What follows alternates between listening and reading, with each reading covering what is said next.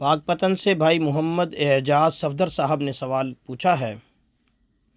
وہ لکھتے ہیں کہ مفتی صاحب، ہمارے معاشرے میں یہ دستور ہے کہ وراثت کی تقسیم صرف لڑکوں میں کرتے ہیں، البتہ لڑکیوں کو بلا کر پوچھ لیتے ہیں کہ اگر آپ نے اپنا حصہ لینا ہے تو لے لو، لیکن عام طور پر خواتین معاف کر دیتی ہیں۔ اس موقع پر شریعت ہمیں کیا درس دیتی ہے؟ اور یہ بھی وضاحت فرما دیں کہ خواتین سے پوچھنے کے بعد بھائی گناہ گار تو نہیں ہوں گے، کیونکہ وہ پوچھ کر اپنا فرض پورا کر کے سبکدوش ہو چکے ہیں۔ محمد اعجاز صفدر۔ جی میرے محترم بھائی، بالکل گناہ گار ہوں گے، یہ طریقہ ہی غلط ہے۔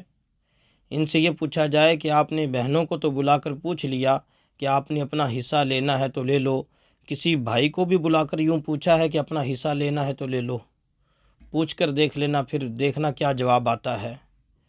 شریعت کا حکم یہ ہے کہ جب کسی کا انتقال ہو جائے تو اس کے جتنے وارث ہیں ان سب کو ان کا حصہ دے دیا جائے۔ کوئی بندہ اپنا حصہ لینے کے بعد اگر از خود کسی اور کو دیتا، ہبہ کرتا ہے، تو وہ مالک ہو گیا، اس کی مرضی ہے، عاقل بالغ ہو تو وہ دے سکتا ہے، جس کو چاہے دے دے۔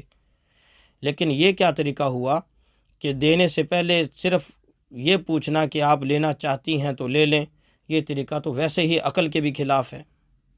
اگر آپ دینا چاہتی ہیں تو دے دیں ان کو۔ رہی بات یہ کہ ہمارے جو معاشرے میں یہ جو لڑکیاں کہتی ہیں، بچیاں کہہ دیتی ہیں کہ جی ہم نے معاف کر دیا، اس کے پیچھے در حقیقت وہ معاف دل سے کرتی نہیں ہیں۔ ان کو پتہ ہے کہ اگر یہ حصہ لے لیا تو بھائی ہمیشہ کے لیے ہمیں چھوڑ دیں گے، ہمارے غیر بن جائیں گے، ہمیں اپنا ہونے سے نکال دیں گے۔ اس لیے بہنوں کے دل میں بھائیوں کی محبت ہوتی ہے، وہ اس محبت کو قائم رکھنے کے لیے یہ جو تھوڑی بہت جائیداد ہوتی ہے اس کو قربان کر دیتی ہیں۔ اور اللہ کے رسول صلی اللہ علیہ وسلم نے ارشاد فرمایا کہ بلا طیب خاطر کسی کا مال لینا یہ جائز نہیں ہے۔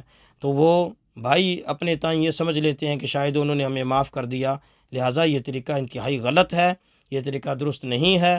جو شرعی وراثت بنتی ہے، جو حصے بنتے ہیں، جن کے جتنے حصے بنتے ہیں، جتنی جائیداد بنتی ہے، ان کو دے دی جائے، ان کو تھما دی جائے، ان کا مالک بنا دیا جائے۔ وہ ان کی ملکیت میں جانے کے بعد ان کی مرضی ہے، وہ آپ کو دیں نہ دیں یا کسی اور کو دیں، وہ ان کی مرضی ہے۔ لیکن محض پوچھ لینے سے آپ اس گناہ سے بری ذمہ نہیں ہو سکتے کہ جی ہم نے بلا کر پوچھ لیا۔ میں پہلے عرض کر چکا ہوں کہ کسی بھائی کو بھی بلا کر اس طرح پوچھ لیجئے گا کہ آپ نے اپنا حصہ لینا ہے تو لے لو، نہیں لینا تو معاف کر دو، تو پھر دیکھ لینا کیا جواب آئے گا۔ لہٰذا یہ سارے کے سارا طریقہ یہ خلاف عقل بھی ہے، خلاف شریعت بھی ہے۔